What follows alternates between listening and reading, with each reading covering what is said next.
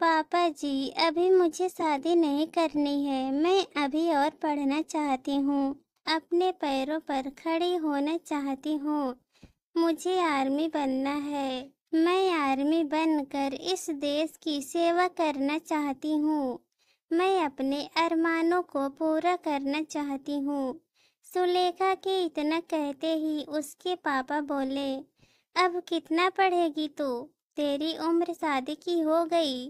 12th पास कर ली तूने, अब ज्यादा पढ़ने की जरूरत नहीं है। अच्छा सा लड़का देखकर तुम्हारी शादी करा दूंगा, फिर चाहे जो करना ससुराल में। सुलेखा एक ऐसी लड़की जिसके सपने बहुत बड़े थे। उसके अंदर अनेक ख्वाहिशें थे। 12th में गांव भर में उसने टॉप किया था। वह आर्मी बनना चाहती थी, लेकिन उसके पिता उसकी शादी करवाना चाहते थे। उनके आगे किसी की नहीं चलती थी। सुलेखा, तुमने तो कमाल कर दिया। पूरे गांव में टॉप की हो। सीमा सुलेखा की फ्रेंड। सुलेखा, क्या बताओ तुम्हें, मेरे टॉप आने की खुशी से ज्यादा दुख तो इस बात का है कि मैं आगे पढ़ना चाहती हूँ और पापा जी मेरी शादी करवाना चाहते हैं, लेकिन मुझे अभी शादी नहीं करना। मेरे भी सपने हैं। मैं आर्मी बनना चाहती हूँ। हमारे गांव का तरक्की करना चाहती हूँ। अगर शादी हो गई फिर कुछ नहीं कर पाऊंगी। ऐसा कहते हुए सुलेखा रो पड़ी। अगले दिन, बेटी सुलेखा, आज 2 बजे तुम्हें लड़के वाले देखने आएंगे, इसलिए तैयार रहना।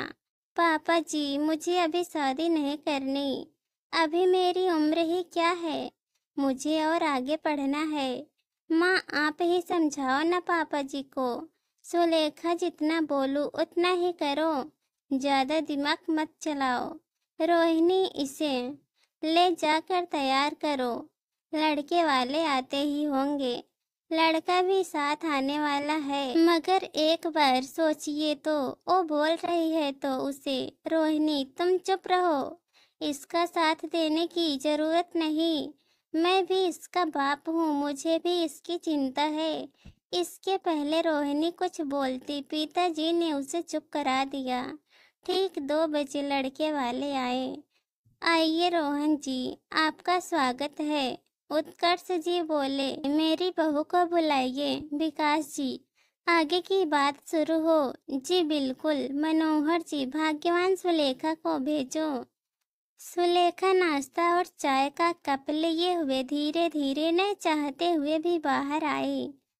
थाली रख कर उसने प्रणाम किया। सुलेखा को देखने के बाद विकास जी ने बोला, लड़की हमें पसंद है। आप पंडित जी से मिलकर शुभ मुहूर्त निकलवाइए।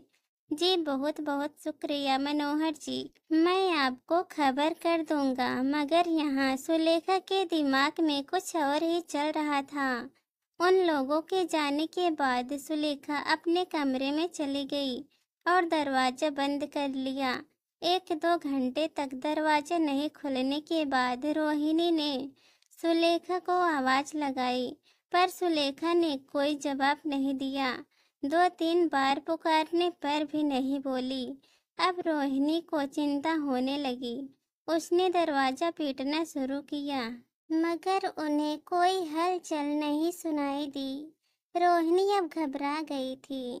दिल में डर बैठ गया कि कहीं कुछ गलत तो नहीं कर लिया सुलेखा ने। रोहिणी ने जोर से उत्कर्ष को बुलाया।